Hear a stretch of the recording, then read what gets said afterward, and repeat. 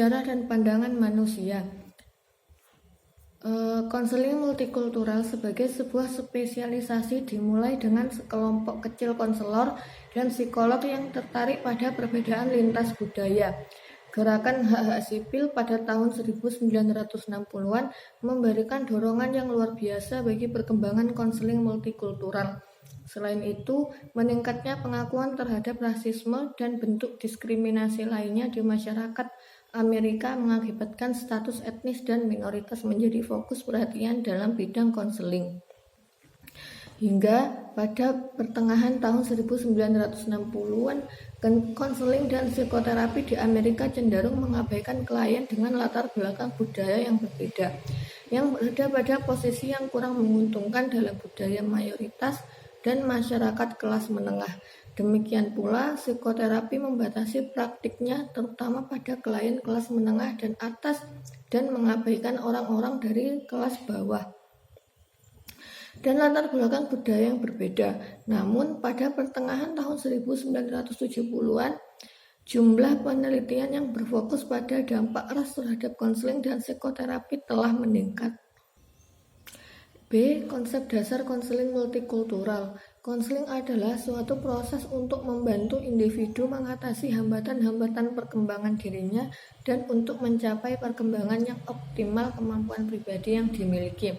Sedangkan budaya adalah sekelompok orang yang mengidentifikasi atau berasosiasi satu dengan yang lain berdasarkan pada kesamaan tujuan, kebutuhan, dan latar belakang untuk mencapai satu tujuan yang sama. Jadi dapat disimpulkan bahwa konseling multikultural merupakan proses interaksi antara konselor dan konseli dengan latar belakang budaya yang berbeda, sehingga diperlukan pemahaman terhadap konsep dan budaya lain, terutama bagi konselor agar dapat memberikan bantuan secara efektif sesuai perspektif budaya konseli. Baiklah, di sini saya akan menjelaskan tentang proses konseling multikulturalisme. Langkah yang harus dilakukan dalam proses konseling multikulturalisme yaitu mendefinisikan konseling multikulturalisme. Lalu yang kedua yaitu mengidentifikasikan perbedaan budaya. Yang ketiga yaitu memainkan peran diri konselor dalam konseling multikulturalisme untuk menjamin efektivitas konseling. Baiklah, selanjutnya di sini saya akan menjelaskan tentang tujuan konseling multikulturalisme, yaitu yang pertama membantu klien agar mampu mengembangkan potensi yang dimiliki dengan memberdayakan diri secara optimal. Lalu yang kedua yaitu membantu klien agar mampu memecahkan masalah yang dihadapi, mengadakan penyesuaian diri, serta merasakan kebahagiaan hidup sesuai dengan budayanya. Lalu yang ketiga yaitu membantu klien agar dapat hidup bersama dalam masyarakat multikulturalisme untuk dijadikan revisi dan membuat perencanaan, pilihan, dan keputusan hidup yang lebih baik. Lalu yang keempat yaitu memperkenalkan serta mengajarkan kepada klien akan nilai budaya lain.